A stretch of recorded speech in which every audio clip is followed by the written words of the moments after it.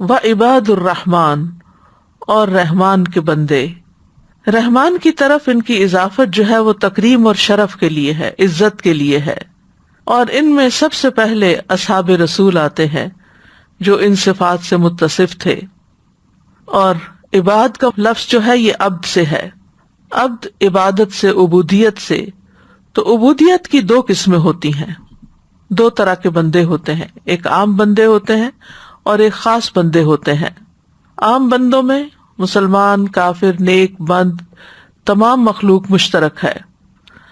تمام مخلوق اللہ کی غلام ہے، اس کی ربوبیت کی محتاج ہے، اس کے انتظام کے تحت ہے. ان کل من فی السماوات والارض الا آتی الرحمن عبدا. آسمانوں اور زمین میں جو کوئی بھی ہے وہ رحمان کے پاس غلام بن کر آنے والا ہے، عبد بن کر آنے والا ہے. تو یہ عام عبودیت ہے. اور دوسری خاص عبودیت، یہ اللہ کے انبیاء اور مرسلین اور اس کے اولیاء کی عبودیت ہے. اور یہاں اس آیت میں عبودیت کی یہی قسم مراد ہے، اس لیے اللہ نے اس کی اضافت اپنے اسم مبارک الرحمن کی طرف کی، جو اس بات کی طرف اشارہ ہے کہ وہ اللہ کی رحمت کے سبب سے اس مقام پہ پہنچے ہیں. اللہ سبحانہ تعالیٰ نے ان کی صفات کا ذکر کیا اور ان کی تعریف کی.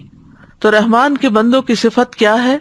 وَعِبَادُ الرَّحْمَنِ الَّذِينَ يَمْشُونَ عَلَى الْأَرْضِ هَوْنًا. رحمان کے بندے وہ ہیں کہ جو زمین پر سکینت کے ساتھ، عاجزی کے ساتھ چلتے ہیں، اور جب ناسمجھ لوگ ان کو اذیت دیتے ہوئے جہالت سے بات کرتے ہیں تو وہ بہت بہترین انداز سے جواب دیتے ہیں. ان سے اس طرح مخاطب ہوتے ہیں کہ خود کو گناہ سے سلامت رکھتے ہیں، ان کی جہالت کے مقابلے میں جہالت نہیں برتتے. تو یہ رحمان کے بندوں کی یہاں پہلی صفت بیان ہوئی کہ الذین یمشون علی الارض ہونا، کہ زمین پر آہستگی سے چلتے ہیں. یعنی ایک تو کسی کام کے لیے چلنا ہوتا ہے، اور ایک یہ کہ زندگی کی راہوں پہ چلنا، کہ کسی بھی طرح کا معاملہ ہو صبر و تحمل سے کام لیتے ہیں، عاجزی اور انکساری سے اور ٹھہراؤ سے معاملہ کرتے ہیں. یعنی کہیں داخل ہونے سے پہلے یہ دیکھتے ہیں کہ وہاں سے نکلنا کیسے ہے، اور سوچ بچار کے ساتھ، سمجھداری کے ساتھ، حلم اور تواضع کے ساتھ اللہ اور مخلوق کے سامنے بہت پرسکون اور متواضع ہوتے ہیں. وقار، سکون، اور اللہ کے بندوں کے سامنے اور اللہ سبحانہ تعالیٰ کے سامنے عاجزی اور انکساری ان کا وصف ہوتا ہے.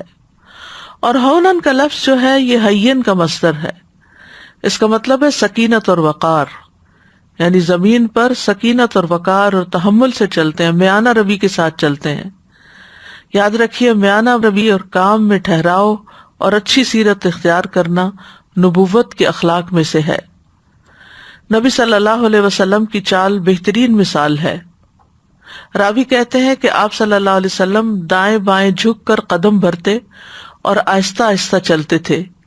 جب آپ قدم اٹھاتے تو دائیں بائیں جھک کر قدم اٹھاتے اور تکبر کے بغیر نرمی کے ساتھ چلتے تھے. آپ کندھے نہیں ہلاتے تھے، یعنی کسی قسم کے اکڑ پن یا تکبر کا اظہار نہیں ہوتا تھا.